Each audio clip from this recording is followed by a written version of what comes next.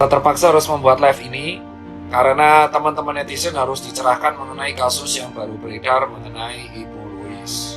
Sekali lagi, live ini akan disimpan dan akan saya share ke Instagram TV.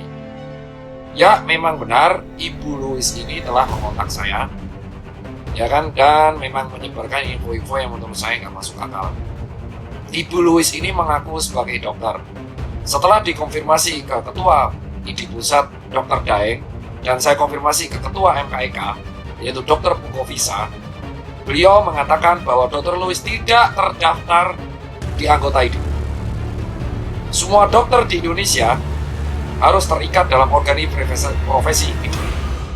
Ingat, Ibu Louis tidak terdaftar sebagai anggota ID. Status dokternya dipertanyakan. STR beliau tidak aktif sejak 2017. STR beliau tidak aktif sejak 2017. Poin ketiga mengenai Ibu Louis. Ibu Louis tidak menangani pasien pandemi.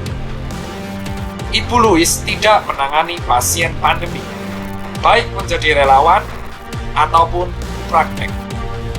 Poin keempat, Ibu Louis sudah mendapatkan dokumentasi di berbagai laman media sosialnya sebelum dihapus, kedapatan menghina dan memaki, menggunakan kata kotor dan kasar kepada beberapa dokter, seperti Dr. Ninggar, Dr. Dewa, Profesor Ahmad Zubairi, Dr. Daeng, Dr. Adib, Dr. Pukovisa, saya sendiri, Dr. Andam, dan sebagai lainnya. Ibu Louis ada bukti saya sudah mengcapture beliau memaki-maki teman-teman dokter. Kenapa PPD Pusat mengundang? Karena statement Ibu Louis telah dirasa menyebabkan false information. Ibu Louis juga menantang ID Pusat untuk mengajak debat ilmiah. Jadi, fungsi PPD Pusat adalah meminta Ibu Louis mengklarifikasi di kantor PPD Pusat minggu depan.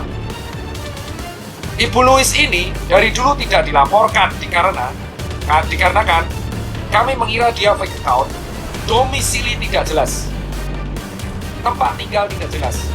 Kehadiran dia di sebuah acara televisi akan membuat kita semakin jelas